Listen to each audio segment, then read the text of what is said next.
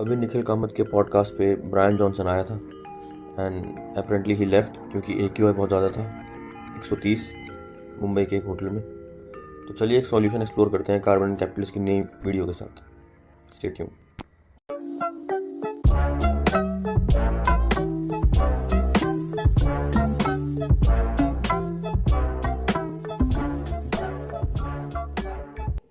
Nature में ना आपको बायोडाइवर्सिटी मिलेगी। ये लोकल बायोडाइवर्सिटी पेड़ पौधे कीड़े जानवर आपस में इंटरेक्ट करते हैं हवा और पानी के साथ। पर पहले बायोटिक और एबायोटिक इंटरेक्शन का इतना बड़ा रोल नहीं था वेदर क्रिएशन में। पर अब टेल पाइप एमिशन इतना बढ़ गया है कि हमें वो पैरामीटर भी मेजर करने पड़ रहे हैं जो आज से पहले बहुत स्टेबल थे, जैसे कि AQI। हमने लोकल बायोडाइवर्सिटी का गुड़गोबर करके सबकी फिलॉसफी एक ही बना दी, ग्रोथ थ्रू फॉसिल फ्यूल। दिसंबर में इंडिया में कश्मीर से लेकर केरला तक हर जगह बारिश या स्नोफॉल हुई, मानो जैसे ये अर्थ का डिफेंस मैकेनिज्म हो to put all that winter pollution back to earth. शायद दिल्ली NCR में भी हम यही मिमिक करना चाह रहे हैं, कंक्रीट पर पानी डाल के। पर बारिश के पानी से ग्रीनरी सॉइल या वेटलैंड पर ही होती है, रोड पर नहीं। GHG को नीचे तो लेकर के आ गए, पर कार्बन को होल्ड करने के लिए सॉइल या पानी नहीं है। मतलब हमें कार्बन सिंक बनाना है। अच्छा, थोड़ा अलग चल करके ये देखते हैं कि अर्थ पर आइस एज कैसे आती है। फैक्टर्स तो बहुत हैं, पर उनमें से एक है एलजी। एलजी प्लांट और ट्री से 50 to 400 टाइम्स ज़्यादा एफिशिएंट है टू सीक्वेस्ट कार्बन डाइऑक्साइड। तो हमें क्या करना है, हमें मैसिव लेवल पर एलजी उगानी है। पर ये होगा कैसे भाई? इतनी एक्सपेंसिव कमोडिटी है लैंड, इंसान के रहने और खाने के लिए तो ज़मीन पूरी नहीं है। तो काई उगाने के लिए कहाँ से लाएंगे? तो मैंने बहुत सोचा, फिर मेरा ध्यान गया यहाँ। अब जब हम इतने रिसोर्सेज खर्चा कर ही रहे हैं तो उसे सही जगह डालकर पोल्यूशन कम क्यों नहीं करते?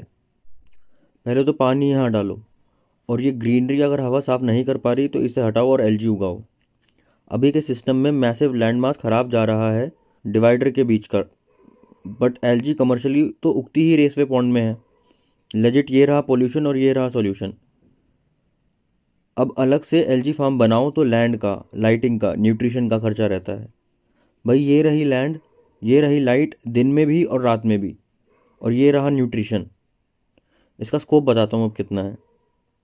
अब एग्जैक्टली कितना कार्बन एब्जॉर्ब होगा नंबर देना तो मुश्किल है, बट एक एस्टिमेट लगा सकते हैं। ये है इंडिया वर्ल्ड के सेकंड नंबर पर रोड कंस्ट्रक्शन के नाम पर।